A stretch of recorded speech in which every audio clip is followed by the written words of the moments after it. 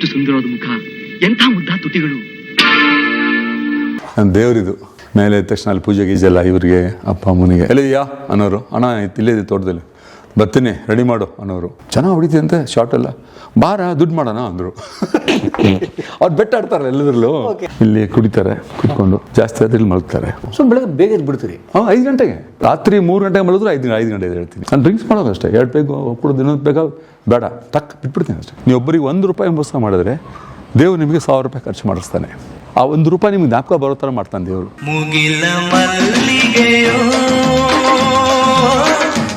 ಬನ್ನಿ ಬನ್ನಿ, ಬರಲ್ಲ ಬೇಡ ಸರ್. ಇಲ್ಲ ರೀ, ಪರವಾಗಿಲ್ಲ ಬನ್ನಿ. ಸ್ವಲ್ಪ ಲೈಟ್ ಹಾಕ್ಬಿಡ್ತೀನಿ ಸರ್.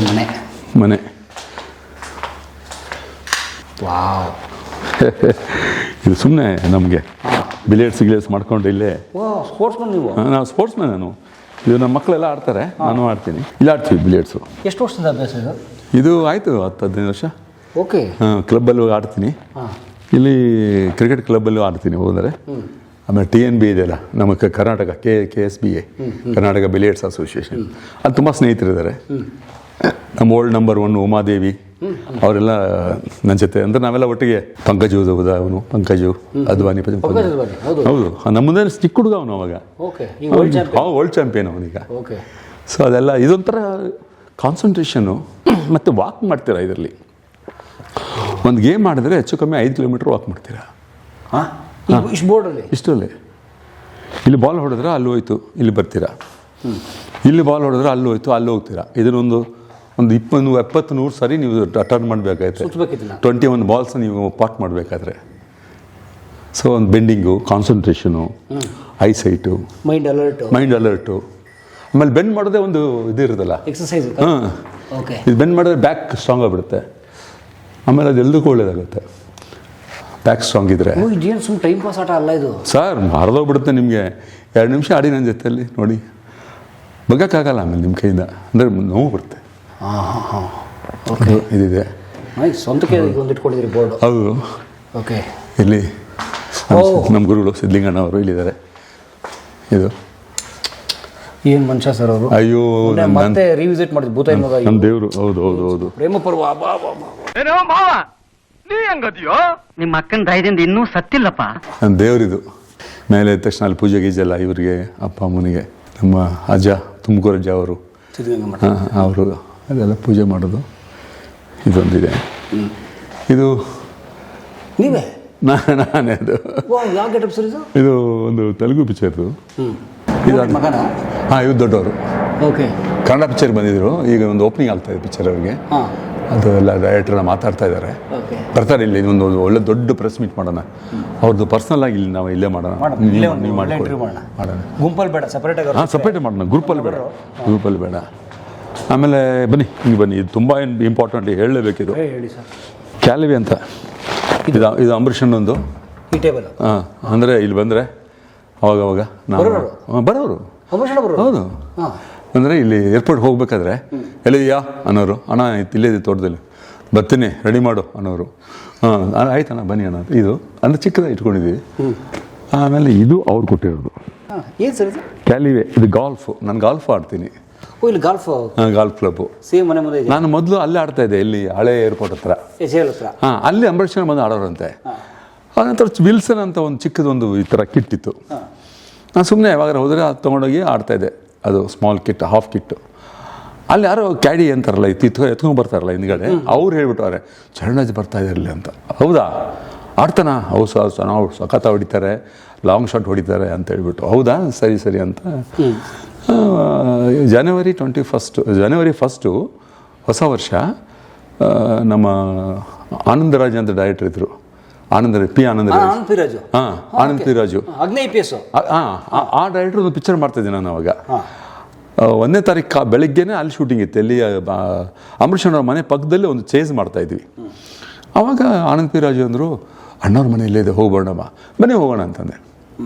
ಬೆಳಗ್ಗೆ ತಿಂಡಿ ಮಾಡ್ಕೊಂಡು ಹೋದರೆ ಬೆಳಗ್ಗೆ ಅವ್ರು ಬೇಗ ಹೇಳಲ್ವಲ್ಲ. ಹೋದ ತಕ್ಷಣ ಹೋಗಿ ಹೇಳವ್ರೆ. ಆಮೇಲೆ ಬಂದರು ಕೆಳಗಡೆ, ಒಂದು 10-10:15 ಬಂದರು ಕೆಳಗಡೆ. ಎಲ್ಲಪ್ಪ ಚರಣರಾಜ್ ಬರಪ್ಪ ಪ್ರತಿಘಟನಾ, ನನ್ನ ಪ್ರತಿಘಟನಾ ಅಂತ ಕರೆಯೋರು ಅವರು. ಆಮೇಲೆ ಆನಂದ್ ಪಿ ರಾಜು ಎಲ್ಲ ವಿಶ್ ಮಾಡಿದ್ವಿ, ಹ್ಯಾಪಿ ನ್ಯೂ ಇಯರ್ ಅಣ್ಣ, ಬರ್ತೀವಿ ಅಂತ ಕಾಫಿ ಕೊಡಿದ್ವಿ. ಏನಾಯ ನೀನು ಏನೋ ಗಾಲ್ಫ್ ಆಡ್ತಾ ಇದೆಯಾ ಅಂತ ಹೌದಾ ಅಂದರು. ಹೌದಣ್ಣ ಚೆನ್ನಾಗಿ ಹೊಡಿತೀಯಂತೆ ಶಾರ್ಟೆಲ್ಲ, ಬಾರ ದುಡ್ಡು ಮಾಡೋಣ ಅಂದರು. ಅವ್ರು ಬೆಟ್ಟ ಆಡ್ತಾರಲ್ಲ ಎಲ್ಲದ್ರಲ್ಲೂ. ಅಣ್ಣ ನೀವು ಹೇಳಣ್ಣ ಯಾವಾಗಾರ ಬರ್ತೀನಿ, ನಾನು ಚೆನ್ನೈಲಿದ್ದ ಬೆಂಗಳೂರ್ದಾಗ ಬರ್ತೀನಿ ಅಂತಂದು. ಸರಿ ಬಾ ಇಲ್ಲಂತ ಅವ್ರ ಮಗ ಚಿಕ್ಕ ಹುಡುಗ ಅವಾಗ ಅಭಿಯವರು ಕರ್ಕೊಂಡು ಇನ್ನೊಂದು ರೂಮ್, ದೊಡ್ಡ ರೂಮ್ ಕರ್ಕೊಂಡು ಹೋದರು. ಆ ರೂಮ್ ಫುಲ್ ಇಂಥವು ತುಂಬ್ಕೊಂಡಿದ್ದಾವೆ. ಸ್ವಾಮಿ ಆಗಿನ ಕಾಲದಲ್ಲಿ ಅಂದರೆ ಈಗ ಒಂದು 20 ವರ್ಷದ ಹಿಂದೆ ಇದು 3,75,000 ರೂಪಾಯಿ. 20 ವರ್ಷ 3,75,000. ಈಗೊಂದು ಏನು 50 ಲಕ್ಷ ಇದು. ಅದೇ ಈಗ ಒಂದೊಂದು ಸಿಗಲ್ಲ ನಿಮಗೆ. ಬಿಡಿತಿಗಿಲ್ಲ ಸರ್. ಗಾಲ್ಫ್ ಕಿಟ್ಟು ಫುಲ್ ಒಂದು ಸೆಟ್ ಇದು. ಫುಲ್ ಸೆಟ್ಟು ತೊಗೊಳ್ಳೋದು ನೋಡ್ತೀನಿ. ತೊಗೊಳ್ಳಿ. ಕ್ಯಾಲಿವಿ ಅಂತ ಇದು. ಇದು ಬಾಸ್. ಇದಕ್ಕೆ ಇದ್ರದ್ದು ರೇಟ್ ಜಾಸ್ತಿ. ಆಗಿನ ಕಾಲದ 80,000 ರೂಪಾಯಿ ಇದು. ಓಕೆ. ಹಾಂ. ಸೊ ಇದು ಇವೆಲ್ಲ ಅಣ್ಣವ್ರು ಕೊಟ್ಬಿಟ್ಟು ಇದಕ್ಕೆ ಇಲ್ಲೆಲ್ಲ ಹೆಸರು ಬರ್ಸಿದ್ದೆ. ಗಿಫ್ಟು ಅಮರ್ನಾಥ್ ಅಂತ ಬರ್ಸಿದ್ದೆ. ಅವರು ಅಮರ್ನಾಥ್ ಅಂತ ಹಾಕೋ ಅಂತ ಹೇಳಿದರು. ಅದು ಎಲ್ಲೆಲ್ಲ ಬರ್ಸಿದ್ದೀನಿ. ಅದೆಲ್ಲೋ ಇದು ಹೋಗಿದೆ, ಕ್ಲೀನ್ ಮಾಡ್ತಾರಲ್ಲ. ಫುಲ್ ಲೆದರ್ ಇಲ್ಲಿದೆ. ಎಲ್ಲ ಇದೆ. ಅದು ಫುಲ್ ಫುಲ್ ಲೆದರು. ಈಗ ಬರೀ ಇದು ಮಾತ್ರ ಕೊಟ್ಟರೆ ನನಗೆ 1 ಲಕ್ಷ ಸಿಗುತ್ತೆ. ಈಗ ಬರೀ ಖಾಲಿ ಇದು ಬ್ಯಾಗು. ಯಾಕಂದರೆ ಫುಲ್ ಲೆದರು. ಹೌದು. 20 ವರ್ಷ ಆಯ್ತು ಸರ್. ನೋಡಿ ಇನ್ನೂ ಹಾಗೆ ಇದೆ ಲೆದರು. ಸೊ ಈ ಥರ ಹೊಡೆಯೋದು ಅಲ್ಲಿ. ಅದಕ್ಕೆ ಅದು ಲಾನ್ ಮಾಡಿದ್ದೀನಿ, ಇದು ಪ್ರಾಕ್ಟೀಸ್ ಮಾಡೋಕ್ಕೆ. ಪ್ರಾಕ್ಟೀಸ್ಗೆ. Net practice. ಬಾಲ್ ಹಾಕ್ಬಿಟ್ಟು ಸುಮ್ಮನೆ ಪಿಚ್ ಮಾಡೋದು, ಹಿಂಗೆ ಪಿಚ್ ಮಾಡಿ ಪ್ರಾಕ್ಟೀಸು ಅಂತ. ಅದು ಇದು ನಮಗೆ ಅಂಬರೀಷಣ್ಣ ಅವ್ರ ಸವಿ ನೆನಪಿದೊಂದು. ಅದು ಮಾಡ್ತಾನೆ ಬಿಡಿ. ಇಲ್ಲಿ ಕುಡಿತಾರೆ ಕೂತ್ಕೊಂಡು, ಜಾಸ್ತಿ ಆದ್ರೆ ಇಲ್ಲಿ ಮಲಗ್ತಾರೆ. ಒಬ್ಬರೇ ಇದ್ದಾರೆ, ಇಬ್ಬರು ಇದ್ದರೆ ಅದೊಂದು ಕತೆ. ಸೊ ಹಂಗೆ. ಸೊ ಇದೆಲ್ಲ ನಮ್ಮ ಇವೆಲ್ಲ ಕೊಟ್ಟರು ಅವಾರ್ಡ್ಗಳು, ಇದೆಲ್ಲ ನನಗೆ ಸಿಕ್ಕರ ಮೇಲೆಲ್ಲ ಇದೆ. ಎಷ್ಟು ಭಾಷೆ ಮಾತಾಡ್ತೀರಿ? ಎಲ್ಲ ಭಾಷೆ ಆಲ್ಮೋಸ್ಟ್ ಮಾತಾಡ್ತೀನಿ. ಒಂದು 7-8 ಭಾಷೆ. ನೀವೇ ಡಬ್ ಮಾಡ್ತೀರಿ? ನಾನೇ ಡಬ್ ಮಾಡ್ತೀನಿ. Any language? ಹೌದು. ತೆಲುಗು, ಹಿಂದಿ, ತೆಲುಗು ತುಂಬ ಚೆನ್ನಾಗಿ ಮಾತಾಡ್ತೀನಿ. ತೆಲುಗು, ತಮಿಳೆಲ್ಲ. ಅದು ಸೂಪರ್. ಅದು ಬೆಳಗಾವಿ ಎಲ್ಲಿ ಇಂಡಿಯನ್ ಆ್ಯಕ್ಟರ್ ನಾನೀಗ. ಈ ಮನೆ ಕಟ್ಟಿ ಎಷ್ಟು ವರ್ಷ ಆಯ್ತು ಸರ್? ಇದು ಆಯ್ತು 30 ವರ್ಷ ಆಯ್ತು ಸರ್. ಏನು ಸರ್ ನೀರಲ್ಲಿ ಬಂದು ತುಂಬ್ಕೊಳ್ಳೋಕೆ ಮಾಡಿದಿರಿ? ಯಾಕೆ ಸರ್ ಇದು ನೀರು ಇರಬೇಕು? ಇದು ಮಳೆ ನೀರು ಬರ್ತಿಲ್ಲಿ.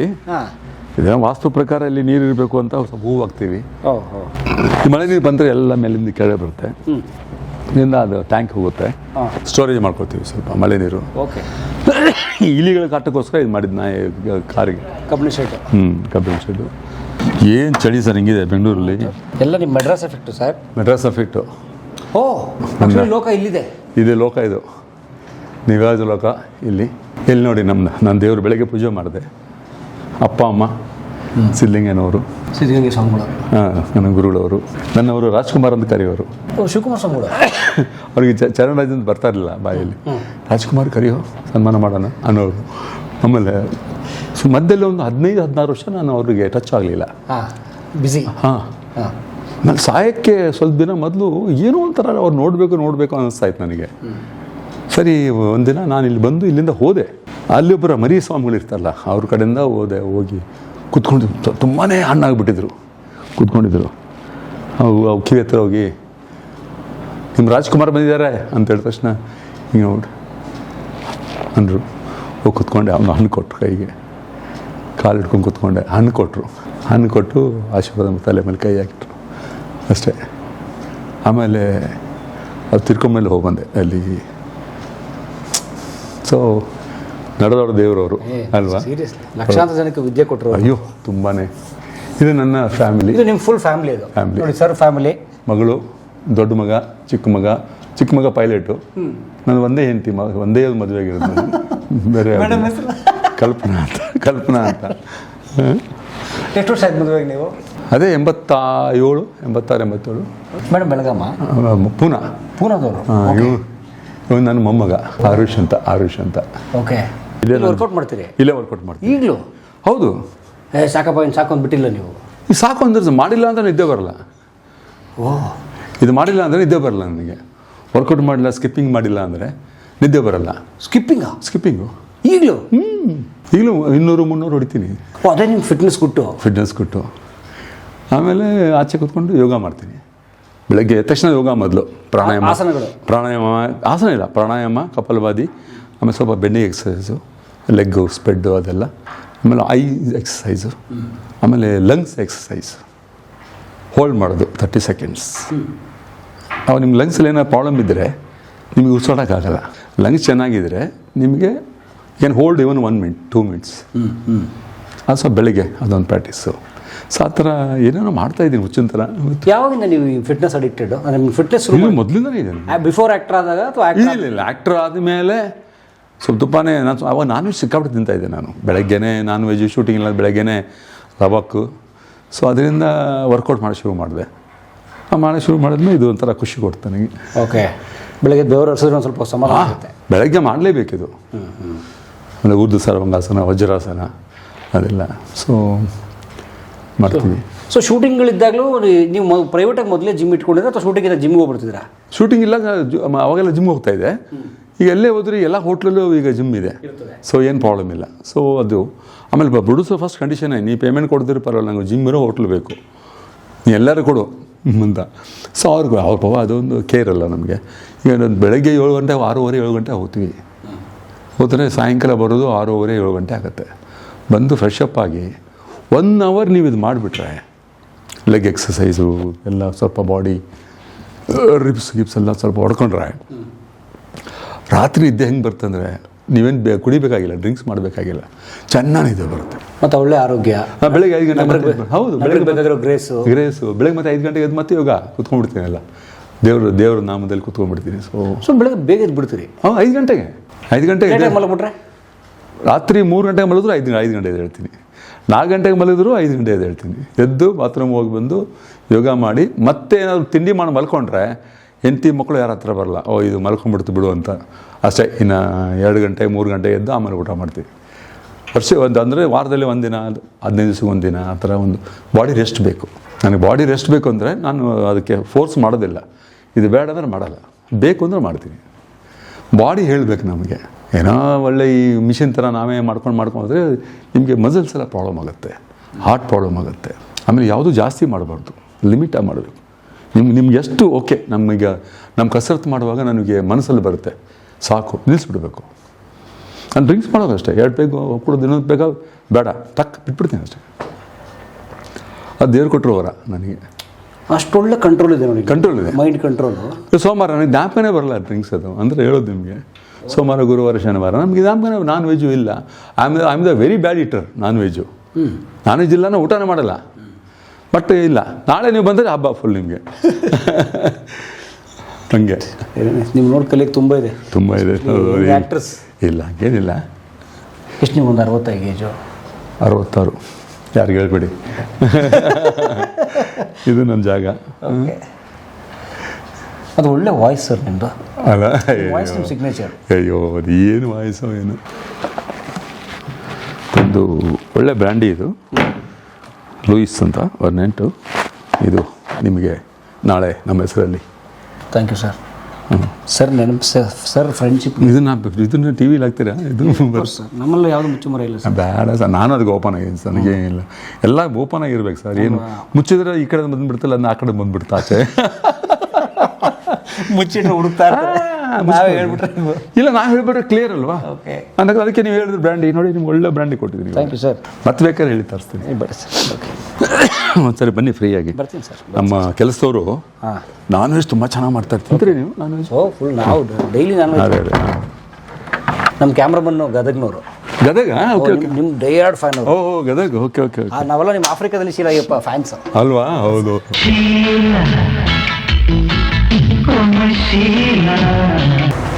ಒಂದು ಹ್ಯಾಪಿ ಲೈಫ್ ಸೀಕ್ರೆಟ್ ಏನು sir? I am very positive. ಹಾಂ. ಆಮೇಲೆ ನನಗೆ ಈ ಸುಳ್ಳು ಮೋಸ ಆಗಲ್ಲ. ಆಮೇಲೆ ಯಾರಿಗೂ ಫಾಲ್ಸು ಪ್ರಾಮಿಸ್ ಮಾಡೋದು ಅದಕ್ಕೆ ಇಷ್ಟ ಇಲ್ಲ. ಆಮೇಲೆ ಒಂದೇ ಇದೆ, ನಿಮ್ಮನ್ನು ನೀವು ನಂಬಿ ಅಷ್ಟೇ. ನೀವು ಯಾರು ನಂಬೇಡಿ, ಆಚೆ ಕಡೆಯವ್ರನ್ನ ಯಾರು ನಂಬಕ್ಕೆ ಹೋಗ್ಬೇಡಿ. ನಂಬೇಡಿ, ಅವ್ರು ನಂಬೇಡಿ.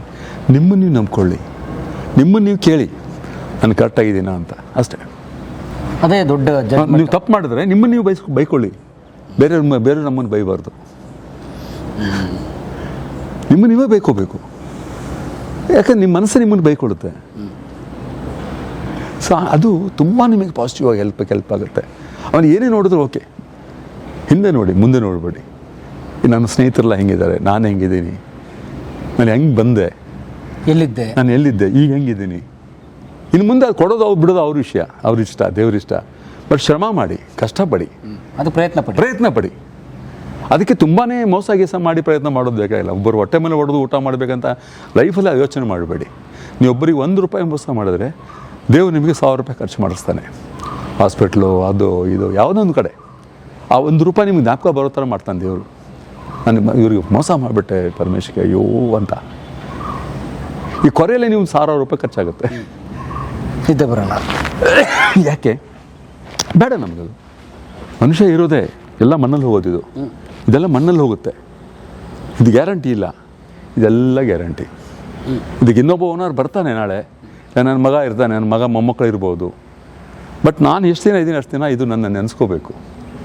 ನೋಡಿ, ಅದು ನನ್ನ ಮೇಕೆ ಮೂಕು ಪ್ರಾಣಿ. ಅದು ನಾನು ಕರೆದ ತಕ್ಷಣ ಹೆಂಗೆ ಬಂತು, ಅದೇ ಅಷ್ಟೇ, ಬೇರೆ ಇಲ್ಲ. ಪ್ರೀತಿ ತೋರಿಸ್ತವೆ. ಪ್ರೀತಿ ಯಾವತ್ತು ನಿಮ್ಮನ್ನು ಗೆಲ್ಲುತ್ತೆ ಸರ್. ಪ್ರೀತಿ ನಿಮ್ಮನ್ನು ಗೆಲ್ಲಿಸುತ್ತೆ.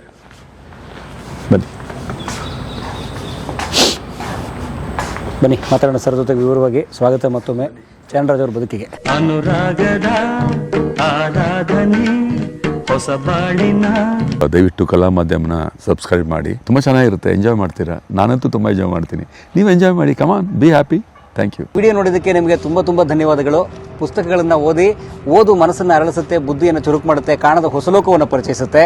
ಹಾಗಾಗಿ ಓದುವ ಸಂಸ್ಕೃತಿ ಹೆಚ್ಚಾಗ್ಲಿ. ಧನ್ಯವಾದ.